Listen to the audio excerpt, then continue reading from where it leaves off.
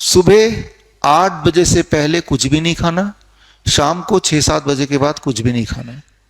10 घंटे के ब्रैकेट में आपने खाया और सूर्यास्त होने के बाद कुछ नहीं खाया।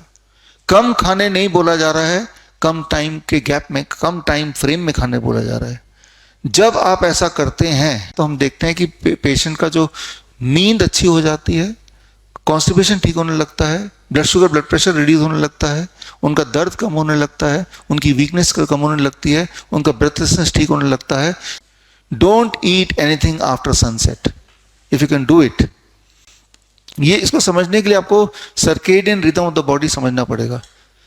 हमारे बॉडी का एक सर्केडियन क्लॉक है, दिनचर्या जिसे बोलते हैं। जिस तरह से आपका पूरा परिवार है, आपके परिवार में जितने भी मेंबर हैं उनका एक दिनचर्या है।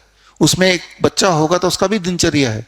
सुबह 6 बजे उठेगा, 6:15 बजे पॉटी जाएगा, फिर ब्रश करेगा, फिर ब्रेकफास्ट करेगा, फिर स्कूल वैन में चढ़ेगा, 2 बजे आ जाएगा, फिर ट्यूशन पढ़ने जाएगा, फिर खेलने जाएगा, फिर थोड़ा पढ़ाई करेगा, फिर रात को 10 बजे फिर सो जाएगा। और वो रोज चलता है, एवरी सिंगल डे। इसे कहते हैं दिनचर्या उसका। लेकिन आपका दिनचर्या उससे अलग हो सकता है। ऑफिस जाएंगे या खाना बनाएंगे और वो रोज चलता है। Every 24 hour it repeats. Anything which repeats every 24 our is called circadian rhythm. हमारे बॉडी का भी एक सर्केडियन रिदम है और जो कि हर 24 घंटे में रिपीट करता है। कौन सा हार्मोन कब कितना रिलीज होना है वो circadian rhythm of the body decide करता है।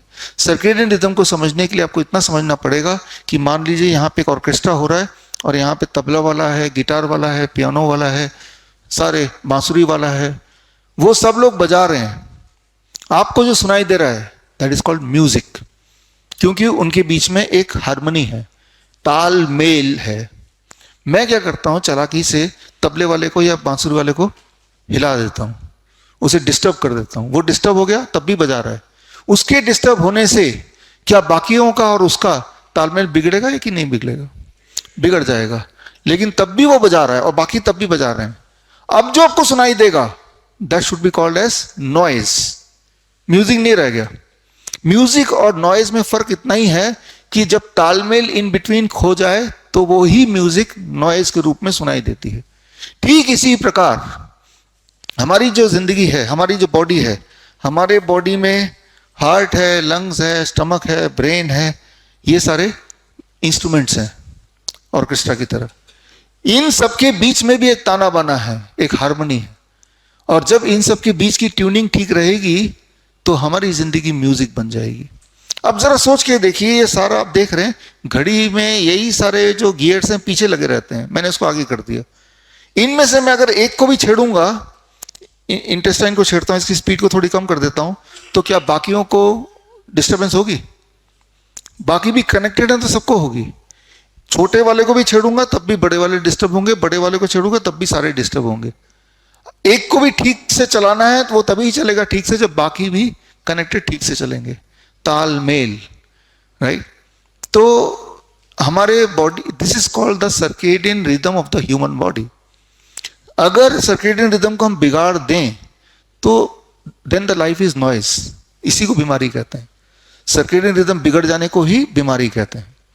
और इसका ठीक उल्टा, अगर एक को भी आप ठीक कर पाए तो बाकी भी इवेंचुअली ठीक होना ही है, तभी एक ठीक होगा, है ना?